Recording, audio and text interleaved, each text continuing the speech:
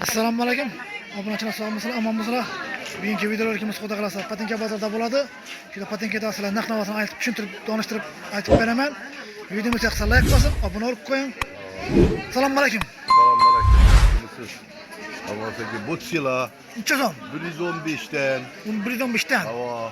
Ketala 45 ming so'm. Va ibron necha so'm? Bular ham 115. 115. Bular hammasi shundan, ha? Bular necha so'm? Ketkala bor. 70 dan bor. 70 dan. Sen ular bu kela bor. Ular mana 110 ming so'm yaxshi kelibdi. Bular necha so'm? Qaysi? Ular 110 krasotkalar. Ha. Biri gelin beri.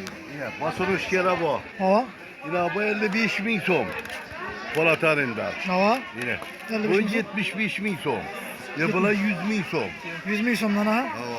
Krasotkalar olsun. Bular necha so'mdan? Bula 120, 80.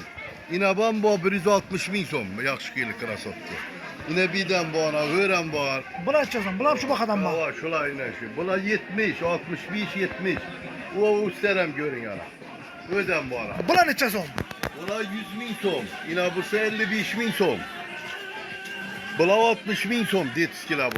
Deskina, ha. Hava. Ana bula 65. Yine bir de yine piratan bu. Bular necha so'm? Kaçsı? Bula 55 ming so'm. 55 dan. Ana öden boyuna beyan üstleri. Dürtşin. Geplek. Necha so'm bular? 70 'ten. Setkalarımızda falan ineceğiz. Hozir bahorgi sezonda giymaga bo'ladi obunachilar. Setkalar bu adam mı yine? Hava git duradi. Pazarı. İşte şular. 70 dan mı? Bular ne? Bu kichkina. Kichkinalar detiskila 65. 65 dan mı bular? Bular ne? Bu 70 ming so'm. Qo'shimmi? 70 ming so'm. 70. Bakar Ulan yazda giyiler. 75 arka. 75 dan. 10 ming so'm, 15 ming so'm, 20 ming so'm.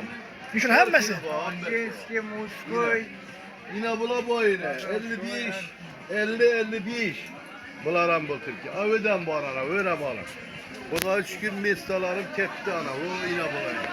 Bular necha so'm? 20, 15. 20 15. Ana.